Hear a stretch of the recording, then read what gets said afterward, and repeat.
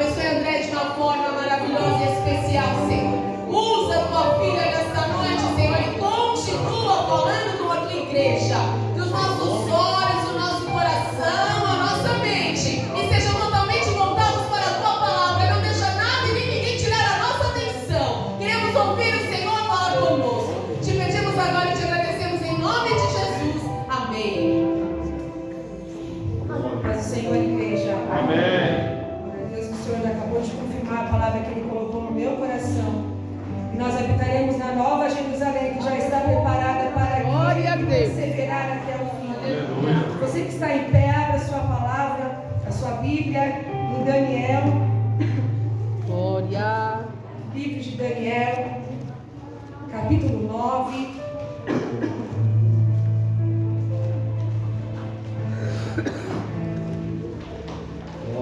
Oh, glória. Daniel capítulo 9, que diz assim: Daniel intercede por seu povo. No primeiro ano de Dário, filho de Ahasverov, Assuero em hebraico, Xerxes em persa, da linhagem dos Medos, foi constituído rei sobre todo o povo caldeu. No primeiro ano do seu governo real, eu, Daniel, compreendi, mediante a leitura atenta das Sagradas Escrituras, de acordo com a palavra do Senhor concedida ao profeta Jeremias, que a desolação de Jerusalém iria durar 70 anos. Então voltei o meu rosto ao Senhor a fim de buscá-lo mediante orações e súplicas, em jejum, vestido de luto, em panos de saco e cobertura de cinzas. E orei a Deus e expressei a seguinte confissão, dizendo: ó Deus grande e temível, que mantens a tua aliança de favor e misericórdia para com todas as pessoas que te amam e obedecem os teus mandamentos. Nós pecamos e temos praticado toda a espécie de malignidades, agindo com iniquidade e rebeldia, apartando-nos dos teus princípios e das tuas leis. Não temos dado ouvidos aos teus servos, os profetas, que pregaram em teu santo nome aos nossos reis e aos nossos governantes e líderes, bem como os nossos pais e antepassados e a todo o teu povo. Versículo 7. Ó Senhor, Tu és justo, e hoje nos sentimos humilhados e envergonhados. Sim, nós, o povo de Judá, de Jerusalém e de todo Israel, tanto os que estão perto como os que estão distantes, em todas as terras pelos quais nos espalhastes, por causa da nossa infidelidade para contigo. Vamos lá agora para o versículo 17, que diz assim: Contudo, nosso Deus, ouve agora a oração e as súplicas do teu servo, e faça resplandecer o teu rosto com o brilho do teu favor e misericórdia. Templo destruído e abandonado por amor a ti, abandonado por amor de ti. Inclina, pois, os teus ouvidos, ó meu Deus, e ouve este apelo. Abre os teus olhos e observe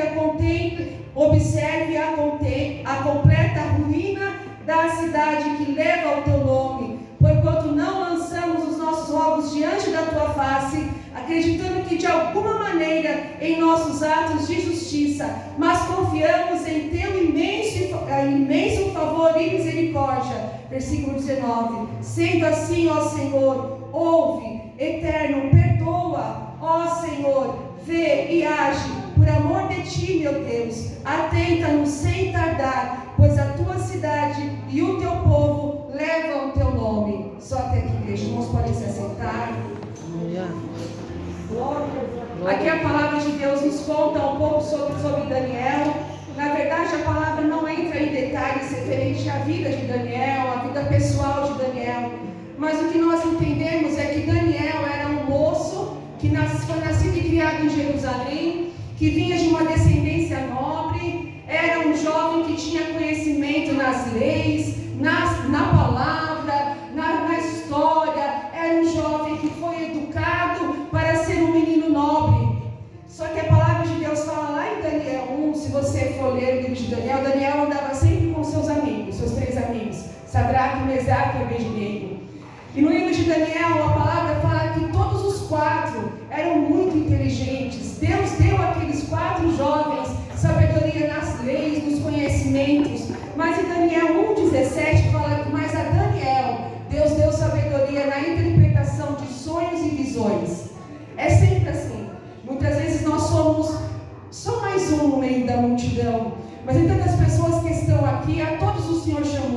a todos o Senhor escolheu, a todos o Senhor tem coisas grandes preparadas, mas tem um e outro aqui neste lugar que o Senhor tem algo diferente, algo especial. Eu não sei quem são essas pessoas diferentes, mas eu sei que o Senhor chamou alguém aqui neste lugar para ter talvez um destaque diferente, algo a mais. E assim foi com Daniel, era muito inteligente, muito capacitado, mas a Daniel, Deus deu sabedoria na interpretação de visões e sonhos. Daniel então cresceu em Jerusalém, Daniel então cresceu nos caminhos do Senhor, e ele ouviu vários profetas dizendo que Deus enviaria jugo diante do povo de Jerusalém, porque Jerusalém havia então mudado seu coração. Como Babilônia era uma cidade muito grande, era uma potência mundial daquela época, como se fosse os Estados Unidos nos dias de hoje, o povo israelita olhava para a Babilônia e admirava a Babilônia, mas lá eles são tão grandes, são tão ricos, são tão poderosos. Ao invés do povo de Deus servir a Deus, eles admiravam os deuses que os babilônicos serviam. Ao invés de adorar o Deus de Israel, muitas vezes eles admiravam Marduk, que era um dos deuses da Babilônia. E Deus enviou várias vezes vários profetas dizendo: convertei-vos dos seus maus caminhos, senão eu enviarei jugo em vocês, para que vocês voltem o seu coração novamente para mim. E o último grande profeta de Deus que avisou novamente o povo que Deus enviaria jugo diante daquela terra foi o profeta Jeremias. Jeremias foi o último profeta que avisou o povo que aquilo tudo aconteceria se o povo não se convertesse dos seus maus caminhos. Mesmo Jeremias falando mais uma vez, o povo não deu ouvidos à voz do Senhor, continuou pecando contra Deus. Então, por permissão de Deus, assim como o irmão Alexandre falou, tudo é plano de Deus. Por permissão do nosso Deus, Deus permitiu que Jerusalém fosse invadida pelo exército do rei Nabucodonosor. A palavra de Deus conta que eles entraram, destruíram tudo, mataram muitos judeus, levaram cativo mais de 1 milhão de judeus para ficarem presos na Babilônia, destruíram o palácio, os muros, queimaram as portas a fogo, foram deixados para trás os idosos, os deficientes, aqueles que não tinham importância para aquele Nabucodonosor, e essas pessoas que ficaram morando em Jerusalém, a palavra de Deus fala que eles viviam em total situação de miséria. Tudo isso por causa da desobediência daquele povo para com o nosso Deus. Só que a história conta que Daniel, aquele jovem que foi nascido e criado nos caminhos do Senhor, Daniel, aquele jovem capacitado, inteligente, Daniel, aquele jovem que recebeu o dom de Deus de interpretar sonhos e visões, também foi levado ao castigo para a Babilônia. Aquele jovem tinha em torno de 17 anos quando isso aconteceu, a fase da rebeldia, a fase da revolta de todo jovem. Para 15, 17 anos eles querem mudar o mundo. Só que em nenhum momento a palavra de Deus fala que Daniel se revoltou contra Deus. Em nenhum momento Daniel falou: por que eu estou aqui neste lugar se eu sempre andei nos caminhos do Senhor? Por que eu estou neste cativeiro se eu sempre fiz a vontade de Deus? Em momento algum Daniel então questionou o nosso Deus porque ele estava naquela situação sem que ele merecesse. Mas Daniel então ele fez uma escolha completamente diferente. Daniel escolheu fazer a diferença no lugar em que Deus permitiu que ele estivesse. Daniel saiu de Jerusalém numa situação terrível, mas enquanto ele esteve na Babilônia, ele decidiu estar ali, mas estar ali para fazer a diferença. Daniel então ele foi convocado para servir dentro do palácio do rei. Eu já falei aqui algumas vezes que o rei ele deu preferência para jovens bonitos, jovens saudáveis, jovens educados que servissem dentro do palácio, porque o rei queria que os seus convidados fossem servidos por jovens bonitos e educados que tivessem porte, que tivessem educação diante das suas visitas.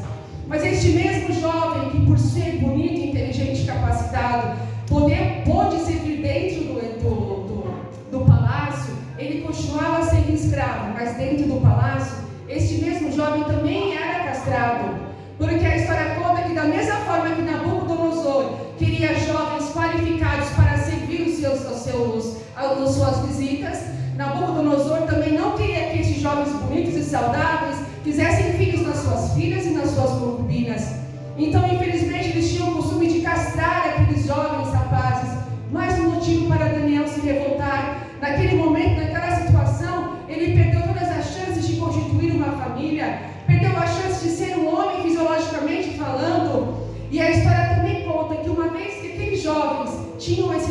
físico, nem sequer o trono eles poderiam reivindicar. Eles poderiam então voltar para Jerusalém e falar: agora eu quero reinar em Jerusalém. Ele não podia, porque tinha um defeito físico que foi causado não por ele, mas por Nabucodonosor. Então, naquele momento, Daniel não se irou, não se revoltou, mas Daniel continuou com seu objetivo de ser fiel até a Deus em todos os momentos, em todas as situações. Daniel, morando na Babilônia, ele optou em não comer dos manjares do rei. Não é porque ele não gostava do tempero do rei, mas é porque os alimentos do rei eram alimentos que Deus não permitia que ele se alimentasse. Os alimentos do rei eram servidos a outros deuses. Então Daniel falou: eu não quero comer destes alimentos, mesmo correndo o risco de morrer. Daniel optou em não comer dos manjares do rei. Daniel também optou em não se prostrar diante dos deuses da Babilônia. Nós conhecemos a história de Daniel e seus amigos, que por não se prostrarem diante de Baal, eles foram lançados na fornalha de fogo ardente. E perante toda aquela multidão, aqueles homens puderam contemplar que o grande homem, o verdadeiro Deus, andava com aqueles jovens na fornalha. E ali eles tiveram que se prostrar diante do Deus de Daniel. Daniel também decidiu a não clamar a outros deuses. Daniel decidiu, mesmo diante do decreto do rei, ele falou: eu vou continuar orando, eu vou continuar clamando, meu Deus, mesmo sabendo que ele correria risco de vida. Daniel clamou a Deus, não mudou a sua rotina por conta disso. Foi lançado na cova dos leões, como nós já sabemos, e no dia seguinte o rei disse: Daniel, por um acaso teu Deus foi capaz de te livrar? Daniel disse: vive, ó rei, meu Deus me livrou da boca dos leões. Vale ou não vale a pena servir a este Deus, igreja? Vale ou não vale a pena sofrer pelo amor do nosso Deus? Se você prestar atenção, nós vivemos na Babilônia. Esse mundo é a própria Babilônia. Pecados, corrupção, adultério, idolatria. E nós estamos aqui morando nesta Babilônia.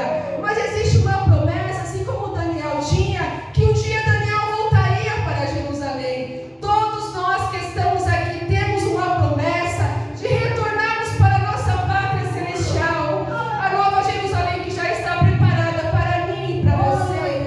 Então, enquanto você estiver vivendo aqui neste mundo, nesta Babilônia, seja como Daniel, faça a diferença. Não coma dos manjares que o mundo te oferece. Não se prostre diante dos deuses que o mundo quer que você se prostre. Não deixe de clamar ao Deus vivo, porque no tempo certo Ele vai te exaltar. No tempo certo Ele vai te colocar no lugar de glória.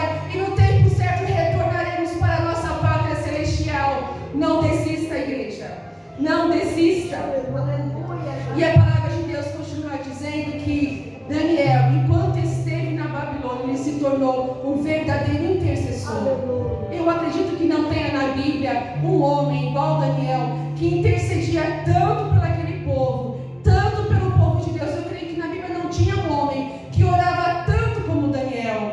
E Daniel clamava, não era pela vida dele, Daniel clamava pelo povo de Deus, porque Deus permitiu que aquele processo do povo em Jerusalém, os 70 anos que o povo ficaria em Jerusalém, é para que o povo mudasse, é para que o povo se voltasse ao Senhor. E no capítulo 9, depois você lê na sua casa, capítulo 9, capítulo 10, não acaba estendendo muito.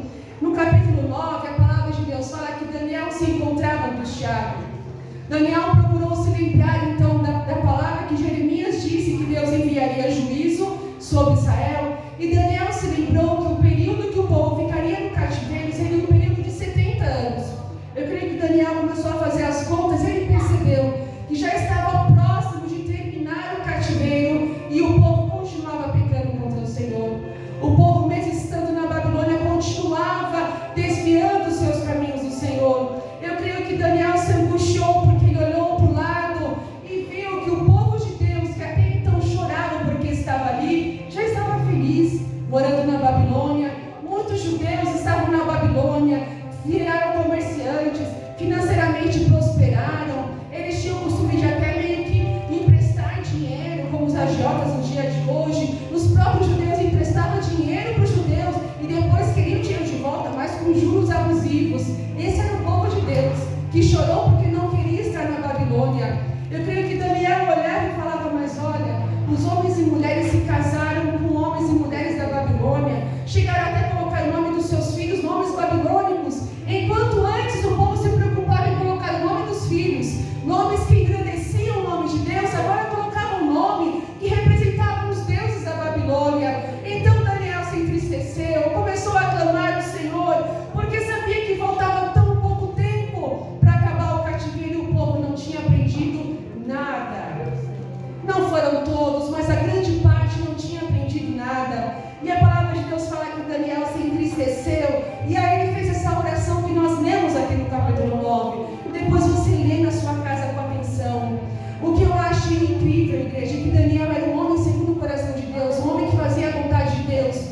Mas nessa hora de desespero e agonia, Daniel se colocou no lugar daquele povo que havia pecado contra o Senhor. Daniel não falou: Senhor, perdoa estes homens que adoram outros deuses. Daniel não falava: Senhor, perdoa essas pessoas que se casaram com pessoas que não servem a Ti. Não. Daniel falava: Senhor, nos perdoa, Senhor, porque não. Mas Daniel não pecou, Daniel não errou. Mas o verdadeiro intercessor, ele se comove com o pecado daquele que ele está orando. O verdadeiro intercessor, ele clama não é pela vida dele, é pela vida de outras pessoas. Ele chora e lamenta. Esse é o verdadeiro intercessor. Então ele falava: Senhor, nos perdoa porque nós pecamos. Senhor, nós nos voltamos para outros deuses. Senhor, nós deixamos de Te servir para sermos idólatras. E igreja, e a palavra de Deus conta que a oração de um justo move a mão de Deus. Quando você então começa a orar e a buscar ao Senhor de todo o seu coração, clamando como um verdadeiro intercessor, Deus se levanta lá dos céus e começa a se mover a seu favor. E nessa hora a palavra de Deus fala no capítulo 9 que Deus envia Gabriel para trazer uma resposta a Daniel. Igreja, esse livro de Daniel é um livro extremamente maravilhoso. E eu creio que na hora então o anjo do Senhor apareceu. Gabriel começou a falar com Daniel, como se estivesse Daniel aqui, Gabriel ali. Pensa que coisa tremenda, que coisa maravilhosa você falar e Deus imediatamente mandar resposta para a sua vida. Eu creio que Daniel pensou que, bom, o anjo chegou, vai falar que vai ficar tudo bem, que vai mudar tudo, que o povo vai se converter, que alegria. Mas não. No capítulo 9, Deus enviou Gabriel para contar para Daniel sobre as 70 semanas que ainda aconteceria. Então Daniel se entristeceu com aquilo que ele ouviu. Ele ouviu algo que veio do céu, mas não alegrou o seu coração. Só para que os irmãos entendam, as 70 semanas, elas foram divididas em 3 partes. A primeira parte corresponde às 7 semanas, que na verdade foram 40 e 49 anos. Nessa primeira parte, o Senhor disse para Daniel: Daniel, fica tranquilo.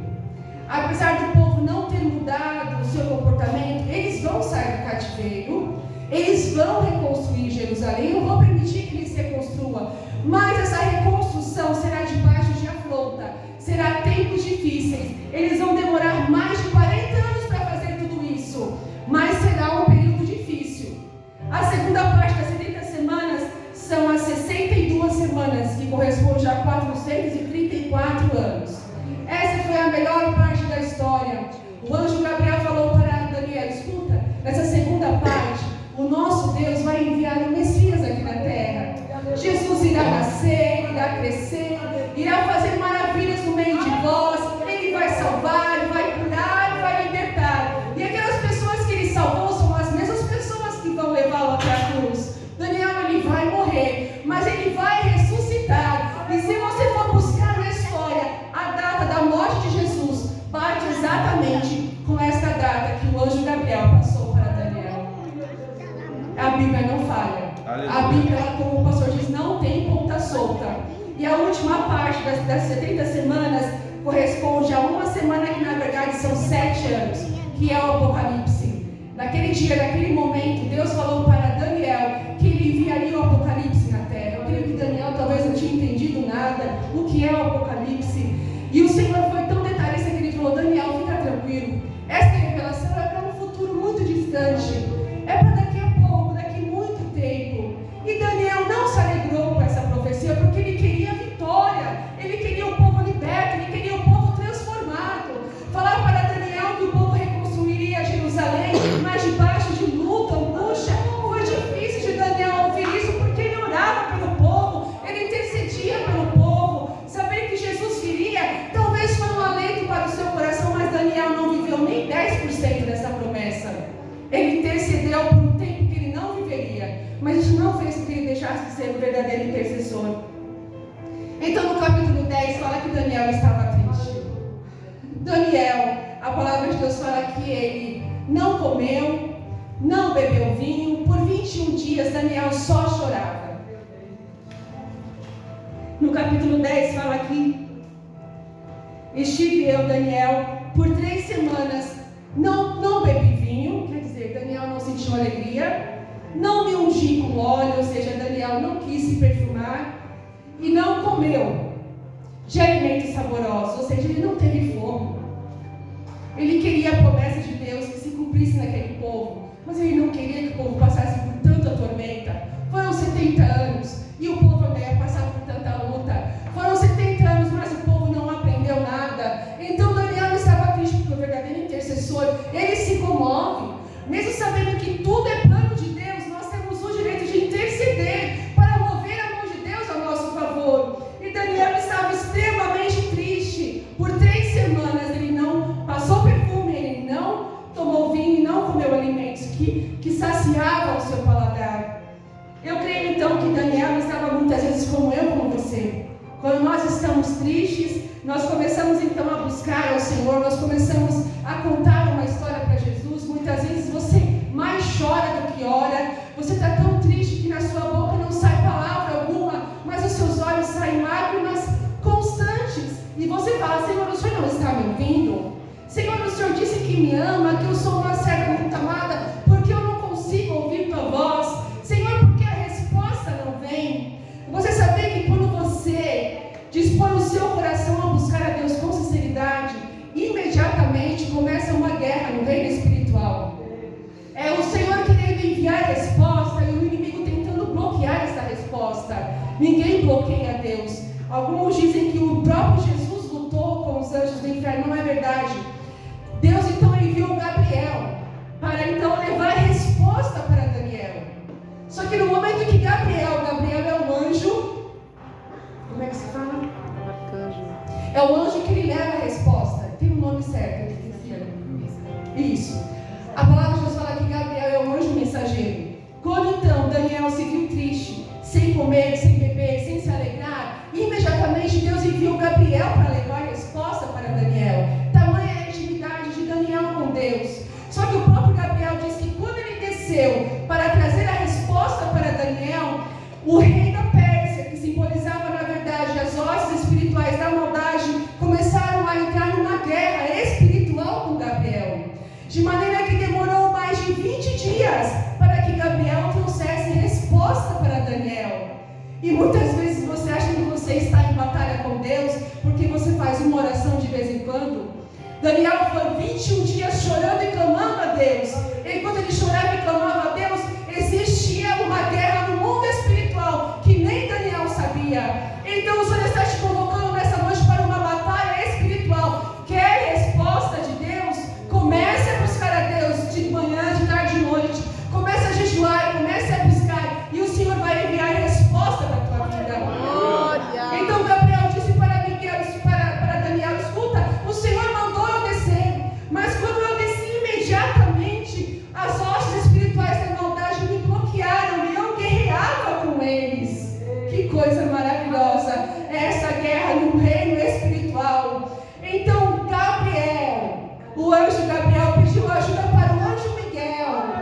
Anjo Miguel é o anjo guerreiro. E enquanto Miguel pelejava com as hostes espirituais da maldade, Gabriel desceu e conseguiu falar com Daniel. Aleluia! Olha que coisa gloriosa, que coisa tremenda que acontece quando nós oramos, quando nós clamamos ao Senhor. Muitas vezes você acha que a sua oração não passa nem do teto, mas o Senhor está falando para você nessa noite, quando você se derrama em oração e se humilhando, intercedendo, eu envio resposta do céu. Muitas vezes não chega na hora que você quer, porque existe uma guerra no mundo espiritual. Mas nessa noite o Senhor está falando: existe Gabriel, existe Miguel lutando para te trazer resposta. Então alegre o seu coração nesta noite e não pare de clamar, não pare de orar, não pare de clamar, que na hora certa Deus enviará a resposta que você e eu estamos tanto esperando.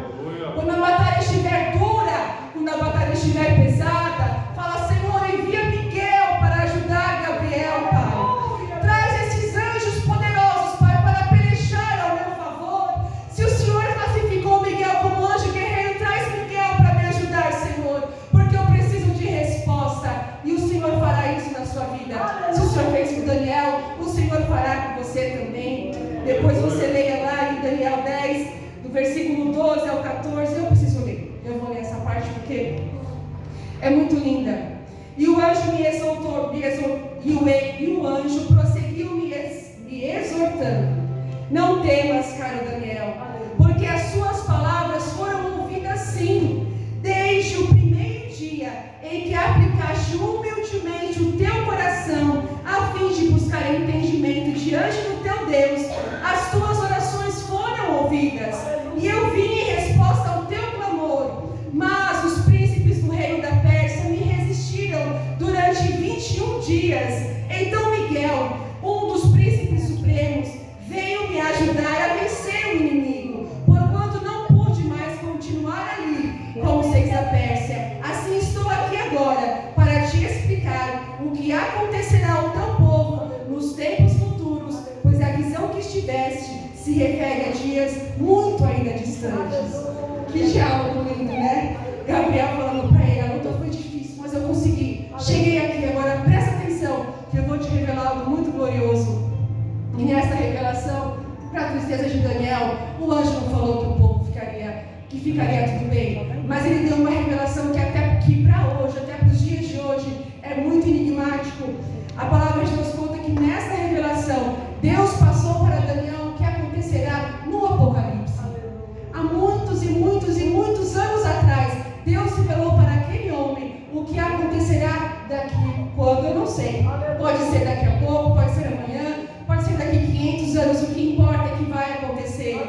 Então o anjo do Senhor se aparecia a Daniel constantemente, conforme ele orava. Igreja, o que eu quero dizer com essa palavra é que nesta noite, o Senhor está convocando um exército de intercessores. Aleluia. Ao invés de você orar por você, eu quero, me dá, eu preciso, comece a orar pelas pessoas.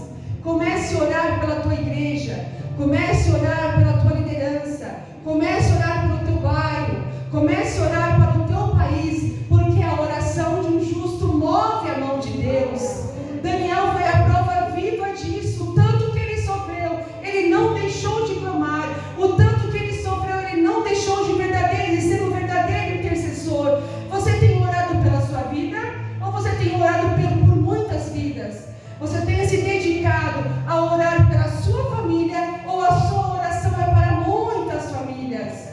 Igreja, que Deus levante muitos Daniéis aqui nesta noite, como verdadeiros intercessores. Orar, igreja, é um exercício diário. Quando você não faz atividade física, o primeiro dia é terrível, o dia seguinte é terrível, você fica com dor em tudo, você lembra toda hora: nossa, foi terrível ontem. A hora que você começa a fazer exercício físico, dói tudo, você cansa logo. Mas conforme você vai fazendo atividade física, você vai ficando forte, você vai ficando condicionado, até chegar uma hora que o seu corpo pede o exercício. A oração é a mesma coisa. Quando você começa a orar, te dá preguiça, te dá desânimo, dói o seu joelho, aí você senta, aí você ajoelha de novo, aí você deita, aí você dorme. Então, para orar é como um exercício. No dia seguinte você fala: eu vou ter que orar de novo. Vai ter que orar de novo, porque o exercício é um remédio. A oração é um remédio diário, igreja. Está doendo o seu joelho hoje, amanhã nem vai doer mais. Vai virar um joelho de camelo, você vai estar orando, seu joelho vai estar tinindo, tranquilamente aguentando o seu período de oração. Ore sem cessar, seja um verdadeiro intercessor, porque o Senhor está reivindicando, o Senhor está chamando intercessores aqui neste lugar. Aleluia. Aleluia, Senhor. Glória a Deus. Glória.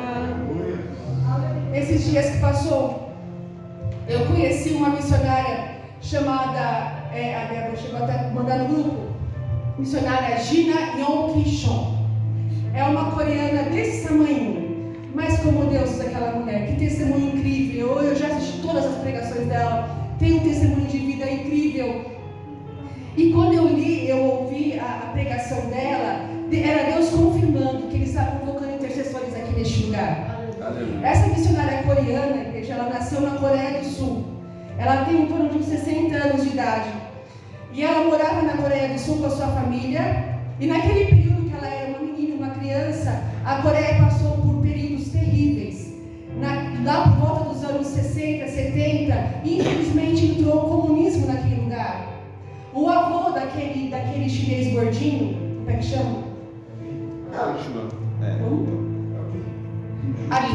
O rei Kim, aquele gordinho lá da Coreia do Norte, que tem o cabelo bem arrumadinho, pois então, o avô dele invadiu, ele foi muito esperto. Ele foi entrando lá na Coreia do Sul, ele chegou para do Sul. Ele chegou para os pastores e dizia assim: olha, vamos combinar o seguinte, vai trazendo o povo, explica para eles que eu vou introduzir o comunismo aqui, é uma coisa ótima, todo mundo vai ter dinheiro igual para todo mundo, alimento igual para todo mundo. Os pastores pensaram: que bom, né? Aparentemente era uma coisa boa. Então os pastores começaram a conversar com os coreanos, dizendo: olha, vamos aceitar, vai dar tudo certo. Quando então o comunismo entrou, o avô desse abençoado matou todos os pastores, dizendo: agora quem manda aqui sou eu. E nós sabemos em que situação de miséria a Coreia, e com a situação terrível a Coreia do Norte hoje vive. E hoje tem o neto dele para continuar essa história, mas graças a Deus algo diferente aconteceu naquele lugar. Então o comunismo entrou e logo na sequência foram 3 períodos de guerra, que literalmente acabou com a Coreia do Sul. Era uma situação de miséria tão terrível que ela conta que ela andava na rua com a mãe dela e ela via no mínimo de 3 a 4 assaltos na frente dela, um roubando o outro, porque era fome, era uma miséria, uma destruição terrível. A Coreia do Sul se tornou completamente só favelas, esgoto a céu aberto. Muitas crianças, bebês morriam de doenças porque não tinha saneamento básico. Os coreanos, então, eles estavam sobrevivendo naquela situação tão terrível. Eles usavam pinico e jogavam na rua o que eles acabavam de fazer. Tamanha era a destruição daquele lugar. Então ela fala que por volta dos anos 70 tudo isso estava acontecendo e ela viu com os próprios olhos dela. E naquele período a população da Coreia do Sul era de em torno de 20 milhões de pessoas que conheciam o que? O comunismo. Não podiam servir a Deus, porque se descobrissem que uma família estava lendo a Bíblia, eles entravam e matavam toda a família. Era nesse nível que estava aquela situação. Então ela conta que naquela situação de 20 milhões de coreanos, 3% deles conheciam a palavra de Deus. Ela fala que de 20 milhões de coreanos, 600 mil serviam a Deus, escondido, cada um na sua casa, mas serviam a Deus. Então ela conta que aqueles coreanos, aqueles somente 3%, decidiram então se levantar em oração por aquele lugar. A história ela conta que eles começaram a todos os dias às 5 horas da manhã, todos se reuniam, pequenos grupos nas casas, e começavam a clamar. Não era por eles, era pela Coreia. A Coreia naquele período se tornou o 4º lugar mais pobre do mundo. Olha que situação terrível o comunismo, aquela maldade toda levou para aquele lugar. Só que eles não sabiam que tinha 3% daquela população que servia a Deus. E quando apenas 3% se levantam para clamar por uma nação, Deus muda a história. Deus se levanta a favor quando o povo se reúne para interceder por uma nação, para interceder por um povo, para interceder por uma situação.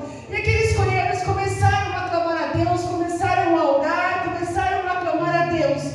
E você acredita que em 50 anos, em 5 décadas, a Coreia do Sul se transformou a 10ª maior potência mundial?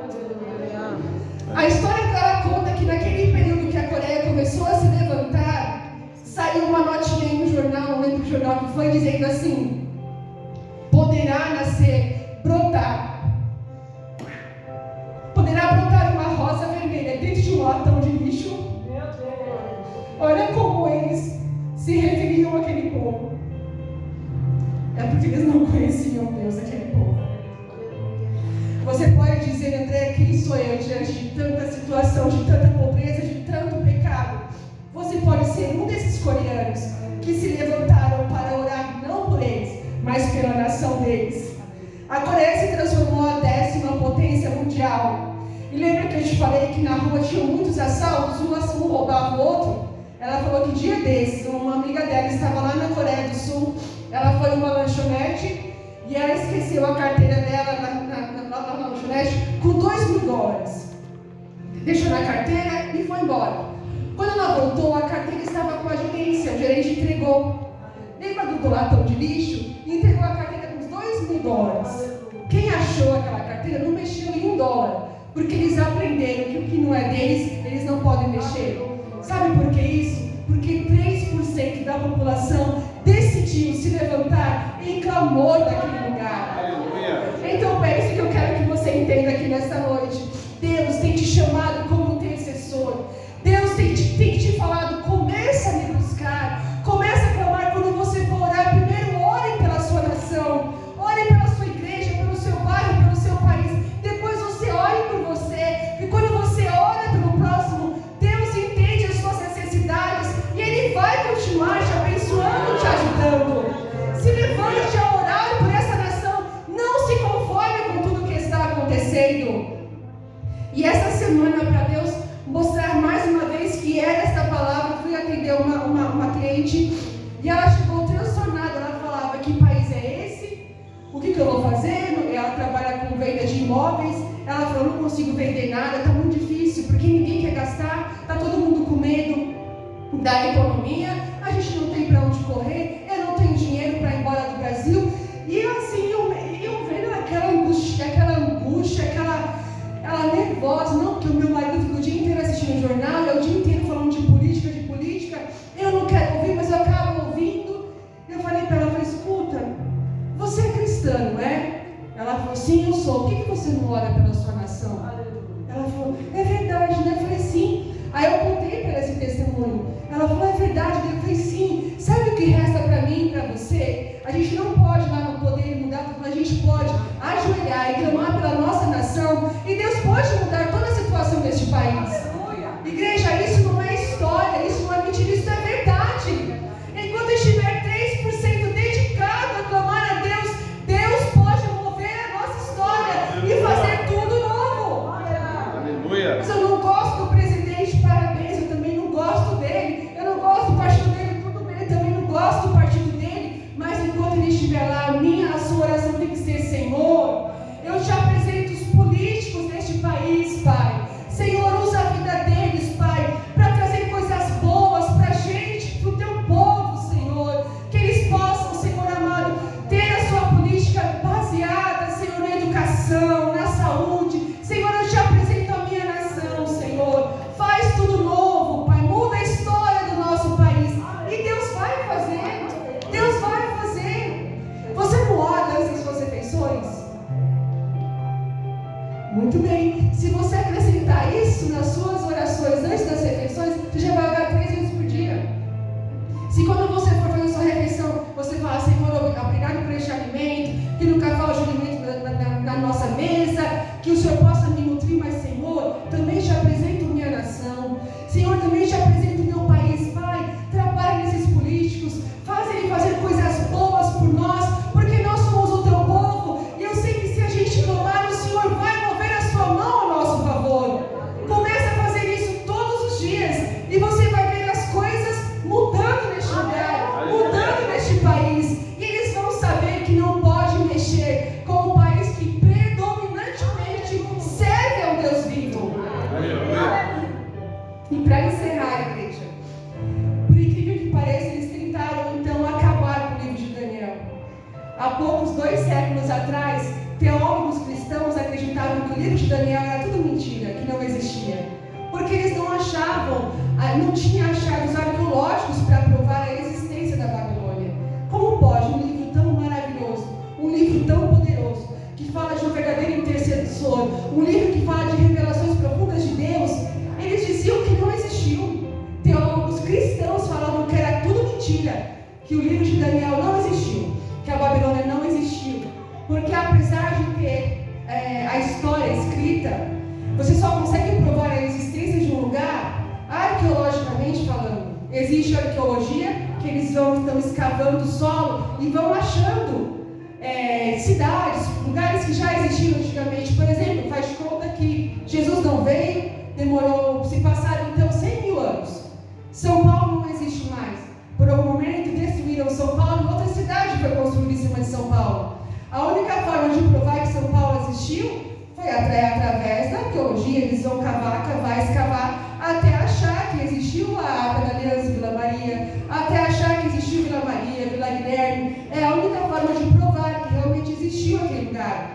E até 200 anos atrás, ninguém tinha achado a Babilônia. Então, até 200 anos atrás, diziam que era tudo mentira o livro de Daniel. Mas não é isso, igreja.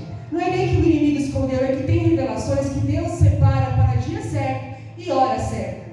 Perto do ano de 1900, a história conta que um arqueólogo chamado... Como ele chama? Robert Colden. Ele estava andando lá pelo deserto, lá da região do Iraque. Como todo arqueólogo está sempre atento para alguma prova de alguma coisa que ele pode achar. E a história conta que este homem, Robert Colden, estava andando lá para a região do Iraque, lá no deserto, e ele encontrou com beduínos. Acho que os meninos entendem tudo de escola, né? Sabem que é beduíno, né? Isso, não sabem também. Muito bem. Beduínos são homens que moram no deserto. Eles não têm família, não têm nada e ficam morando no deserto. Naquele conforto incrível, né? Que é o deserto. Só que não é. Então eles constroem sua casa de pedra. E esse homem, Robert Colden, andando pelaquele deserto, ele viu que algumas pedras tinham algumas escritas cuneiformes, que eram escritas naquele período. Ele viu que uma casa tinha algumas pedras com algumas coisas escritas. E ele já ficou preocupado. Ele andou mais um pouco, ele achou outra casa de um outro beduíno com algumas escritas também. Então ele foi perguntar. Olha como Deus faz. Acho que o Espírito Santo falava, vai lá. Pergunta para eles onde eles acharam essas pedras. Então Robert Colden chegou para esses beduínos e falou, onde vocês acharam essas pedras? Que lugar que você mexeu, que você encontrou essas pedras? Os dois disseram, lá na colina de Ilá, lá na região do Iraque. E a história conta que este homem, Robert Colden, foi até a colina de Ilá e começou a escavar. Quando começou a escavar, ele encontrou a Babilônia. Os teólogos disseram que a Babilônia não existia, mas aquele homem encontrou a Babilônia. Foi cavando, demorou 14 anos para que Robert Colden achasse toda a Babilônia, para que se cumprisse a palavra de Deus que está escrita em Daniel. Então há tempo certo para Deus se revelar para mim e para você. Mas Deus só vai se revelar para aquele que não cavar, para aquele que escavar. Vai cavando, vai escavando, vai buscando, porque Deus tem tesouros escondidos para mostrar para mim e para você. No tempo certo, Deus então mostrou para aqueles homens que a Babilônia existiu sim, que Daniel existiu sim, que as profecias de Daniel já se cumpriram.